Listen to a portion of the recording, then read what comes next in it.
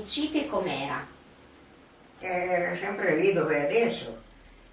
Credo che l'abbia ristorato anche un po' come di fuori, di dentro. Io dentro andavo poco perché andava mia figlia solo a scuola, quando era piccola andavo accompagnata, poi andavo da lei, io rimanevo a casa perché andavo qui 2 passi, andavo da lei.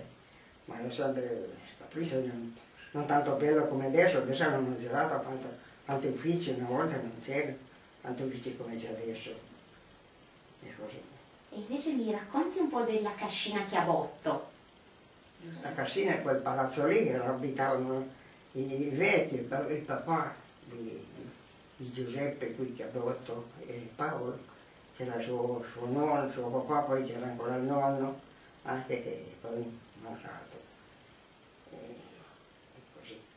Dopo hanno sempre abitati lì, loro continuano a abitare anche adesso.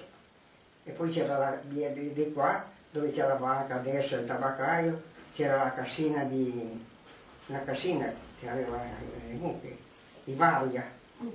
E c'era ancora una alla stazione, il fratello aveva la stazione e lui aveva qui le mucche, la strada,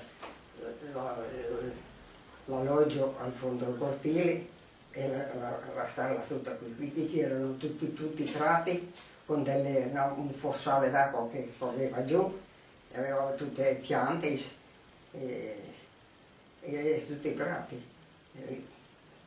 D'estate quando c'era il fieno venivano gli operai della montagna, gli signori a fienare e facevano il fieno e caricavano, venivano sempre a bere qui alla pompa da noi e così. Erano tutti i prati, tutti quei palazzi lì, erano tutti prati, c'era solo la casina lì e quella qui vicino e la cecchina lì, la casina del Ciocras, quello che c'è ancora adesso che è brutta, che non c'è nessuno dentro. E poi su c'è il Cagnino e basta, di là c'è la calza, di il Cagnino e poi di su era la Madonna di Chiarpi, di su adesso, ma per le caselle e basta.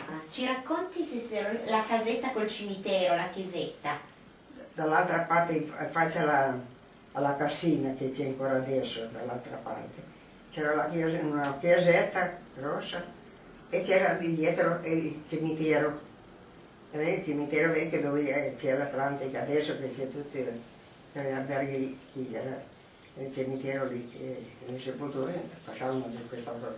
Non c'era ancora la strada fattata così, era una strada tutta rotta, mal conciata, ma passavano tutti di qui andare al cimitero lì, portare.